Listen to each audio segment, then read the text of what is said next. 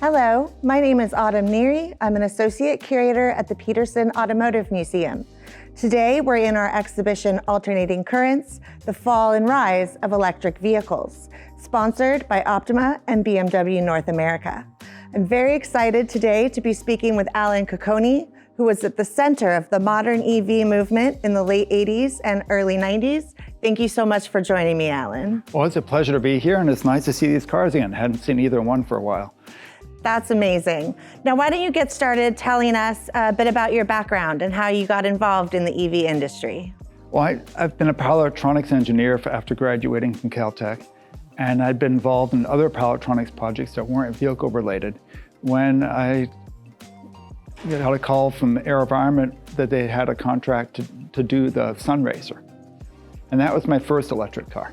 And tell us a bit about the SunRaycer. Well, the SunRaycer, I worked as a consultant for AeroVironment at the time. And the SunRaycer was a project to enter the first World Solar Car Race in Australia. And you won that race, is that We true? won that race, yes. And that started out as a relatively small effort with AeroVironment, doing basically all the work on the vehicle with a bit of input from GM engineers for suspension design, et cetera. But basically a team of 20 people or so worked on the car at AeroVironment.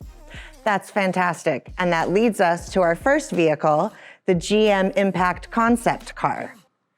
That came really as a follow-on to the SunRace, because after winning the SunRace, AeroVironment had some credibility at GM, and they loved the PR the SunRaycer gave them after doing the whole race and coverage, et cetera, made them look good in terms of technology. So AeroVironment took advantage of that to propose what became the Impact to GM. The Impact was not GM's idea, it was AeroVironment's idea. And they managed to sell the idea to GM, and GM kind of looked at it initially just as a PR effort to show their engineering technology. And I think at the time, GM wasn't really considering a production effort on it. Okay, so this was a one-off concept car, Yeah. not planned for production in any That's way. the impression I got from what we heard from GM at the time. But it's an interesting enough project, and was a way to demonstrate that you can make a more modern electric car than what had been done before. And this car was unveiled at the LA Auto Show in 1990. What was your role specifically on the Impact project? I was responsible for the power electronics, basically all the electronics that propelled the car. And I also got involved in some detail in the motor design and gearbox design as well. I did not work on the chassis and body. That was done by other people at AeroVironment and some GM staff cooperating. And the idea was to kind of design the car so it could be producible, but it wasn't clear there was going to be a production effort. So the original Impact is a fiberglass-bodied car, but with the fiberglass done in such a way as to simulate a stamped aluminum body and chassis. So the fiberglass shapes are done as if they were going to be made out of aluminum.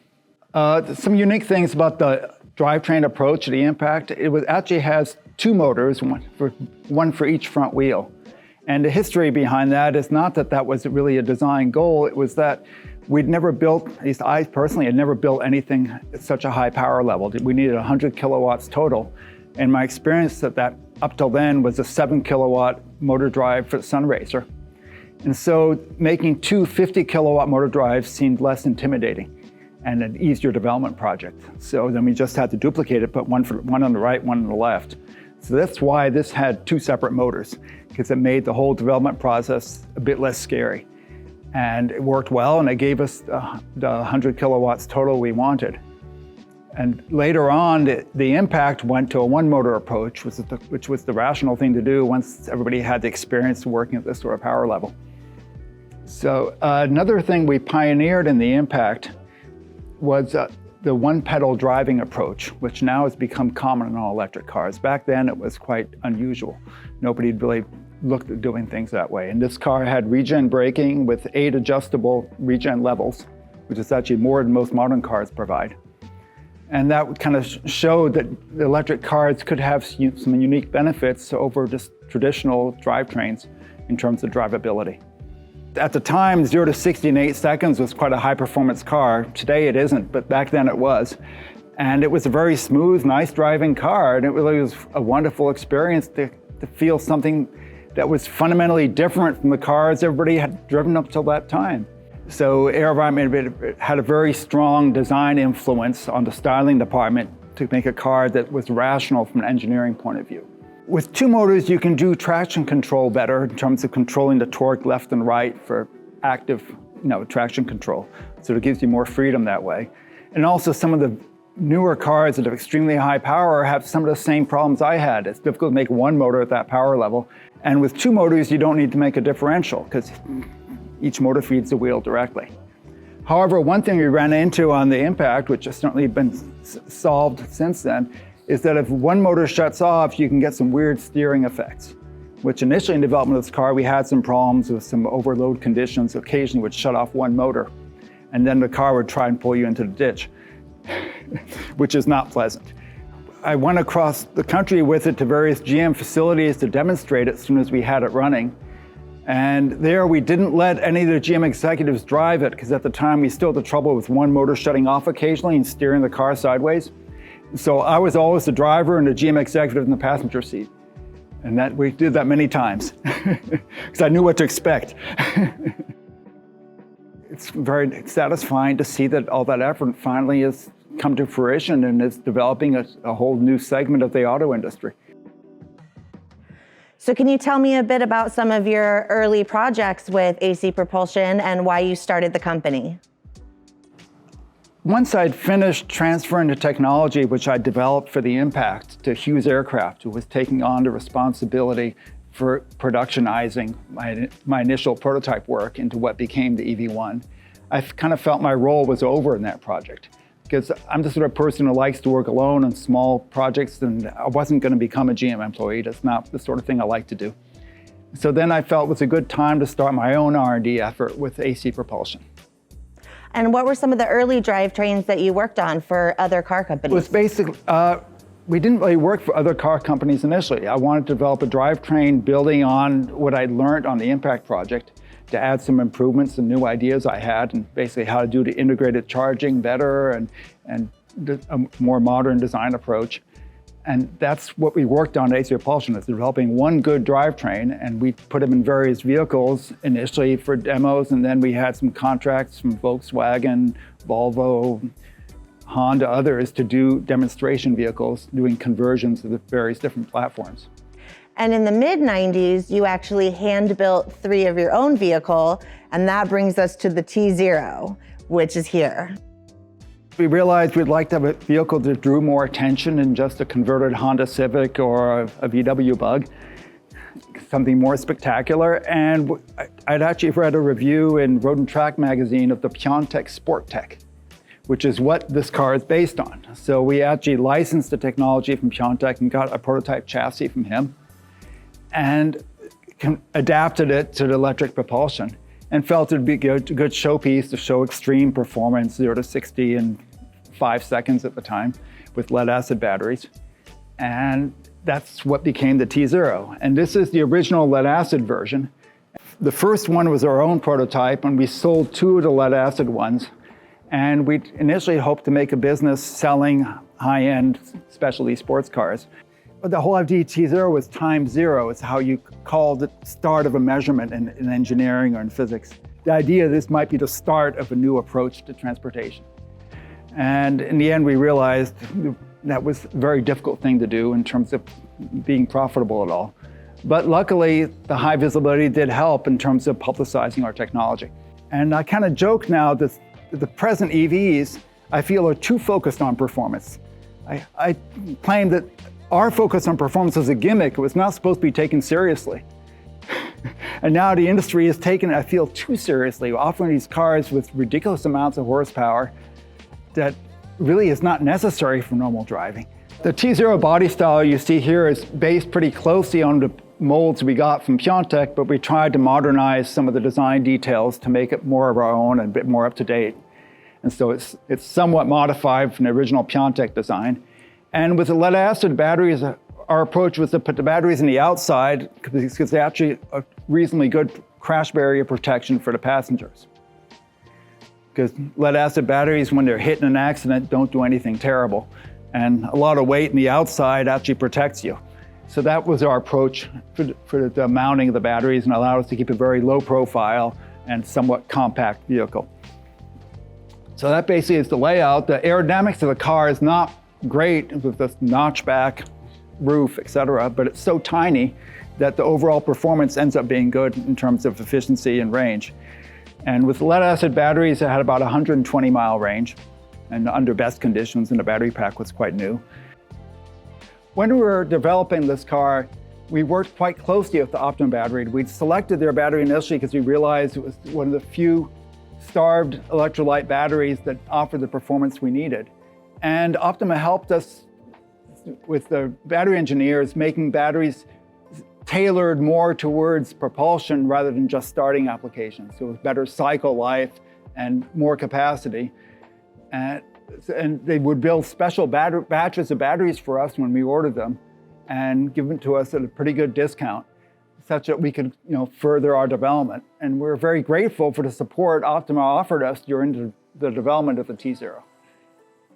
Well, at the time, there really was no alternative to lead-acid batteries that was practical for an electric car. So we tried to focus on making the batteries work as well as we could. These batteries had individual heaters and temperature control to keep them at the right temperature. They also had active charge balancing, which could move power from the whole pack to any battery that was weaker than the others in order to maximize the range. And we also had relatively rapid built-in charging at 20 kilowatts. So with the lead-acid pack, you could do a full charge in less than an hour, which was really a breakthrough at the time. And that was with the charger built into the car. You didn't need a special charger. You just need to plug it into a 240 volt 80 amp outlet to get that charge rate.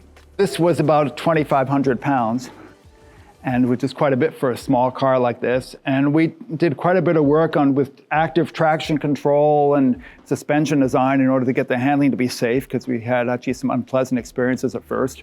So we spent quite a bit of time on the test track and fine-tuning it to make it a reasonably safe and relatively high-performance car. For example, we have, being rear-wheel drive, we had relatively aggressive regen braking.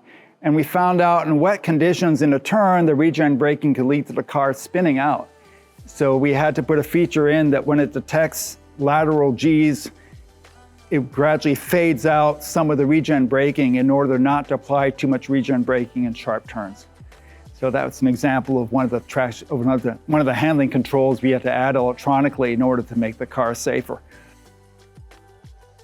As we realized with lead-acid batteries, it was difficult to compete against internal combustion cars. That's one reason for extreme performance, to make it attractive to some buyers who may not have to drive very far, but like a car that's a lot of fun. And that was the only hope at the time, because you couldn't get 300-mile range out of lead-acid batteries. You really couldn't compete on longer distance drives with internal combustion vehicles.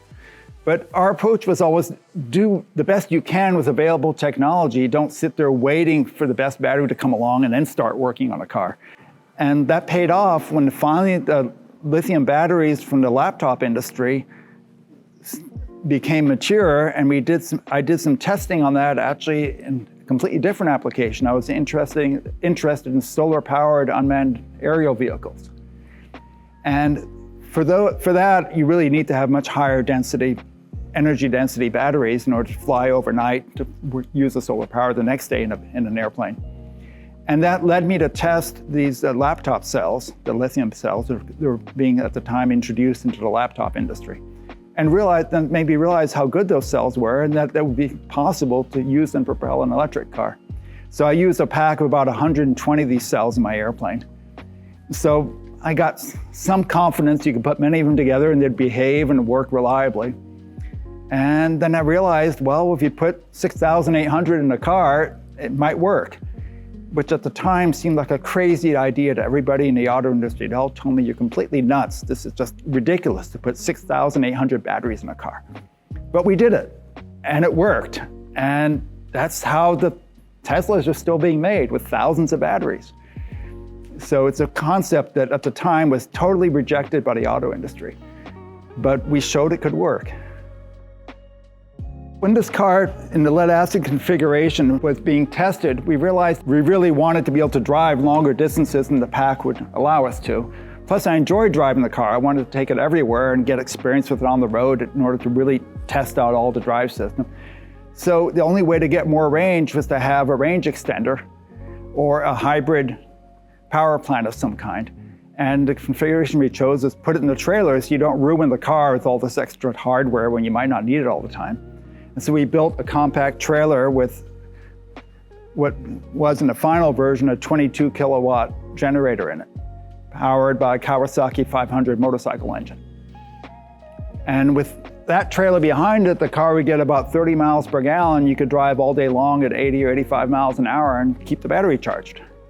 When we originally got the design from Pioneer, there were no doors in the car, just a very high sill, and there was also a big center console. In order to make room for the battery installation, we moved the outer rails of the car inwards and got rid of the large center console, because that fit our packaging requirements better. Plus, we wanted to make it a bit more user-friendly, so we added basically these vestigial doors that do make climbing in a bit easier. They're not full doors, obviously, because you can't open the battery pack, but they do help and also make the car kind of look more interesting. And the other thing we did is to get in the car with the steering wheel in place. It's quite difficult to slide under it as you're climbing in. So this car has a unique steering wheel, which up very easily so that you could climb into the car with less contortion. The first car we did was red, just in the tradition of Ferrari and other high-performance cars. And then I also realized that red made the car get hotter in the sun, which isn't always good in the summer. And yellow is the other Ferrari color, so I'm afraid we're inspired by that as well. And when he made the car yellow, a very curious thing happened. Because when it had been red, I noticed that people often would not see the car because it's so low and they'd cut you off on the freeway kind of by accident. When it was bright yellow, that completely stopped. So in terms of safety, the yellow was a big improvement. And Scott Sorbet was at the time a student at Art Center, and he knocked on our door at AC Propulsion and said, "I'd like to do some design work for you guys." And at the time, we're in the process of restyling the Pioneer design. And we hadn't yet figured out how to do the lights. So that's a job I gave to Scott Sorbet as a student. Our factory prototype vehicle, which was our development car, was basically the same configuration as this, almost identical, except it had a steel chassis. And when we converted it to lithium batteries, we had no choice but to put the lithium batteries in the same location, these batteries you see here. Now, for lithium batteries, that's quite a dangerous combination, because lithium batteries are prone to catching fire when they're impacted, et cetera. But we really had no choice for our prototype. So we decided to take that risk, since you weren't selling that car anyway, but it was a way to demonstrate technology. And whenever we drove it, we had in mind, if somebody hits you from the side, get out of the car fast. So we want to make it clear the lithium car was not designed for safety. It was just a way to show what lithium batteries could do. I want to make some comment about the color scheme of the car, and this combination of the yellow car with the red dashboard is something I pushed for, because I didn't want the car to look too serious. I wanted it to look a bit like a fun toy. And that was my approach, to make it sort of stand out as something that was just entertaining and not a boring, serious car. We wanted to demonstrate as much technology expertise as possible. So we wanted a car that had both good range for a lead-acid car and excellent performance in order to get some attention. So we're always trying to do both simultaneously, and luckily with electric propulsion technology, one does not impact the other. And in the more recent years, a lot of attention has been refocused on the T-Zero. It's a very popular vehicle here with our visitors. What do you think the legacy of the T-Zero is? What did it accomplish? The real significance of T-Zero really came when we converted our original prototype to lithium-ion batteries. And with that, with an electric car with 0 to 60 in 3.6 seconds and 300-mile range at 65 miles an hour, which was really a first in terms of combination of utility and performance. Utility kind of is in quotes because it's a car that really couldn't be driven in sustained rain without getting the passenger wet. So it was a fair weather car, but it showed what was possible. Okay, Alan, I've got one last question for you. So over the past 20 years, we've seen alternate power vehicles, be they hybrids or EVs, proliferate across the country and the world. When you first started work on the GM Impact, where did you see us being in 2025? Are we on schedule for where you hoped we'd be with EVs? In some ways, yes. In other ways, I'd hoped that the Impact would lead to continued development and production from then on, which it did not. So it was basically a 15-year lull from the impact to Tesla. And the impact was a bit of a dead end, which in a sense was a real disappointment. But it's nice to see now that the overall industry has picked the whole idea up again and it's run with it and it's now real. So that's very good. And you played a huge role in making that happen. So what do you want your legacy to be? What it has been. And I can't ask for anything more at this time. And I'm happy that's the situation we're in. Well, thank you so much for joining me, Alan. Thank you for watching.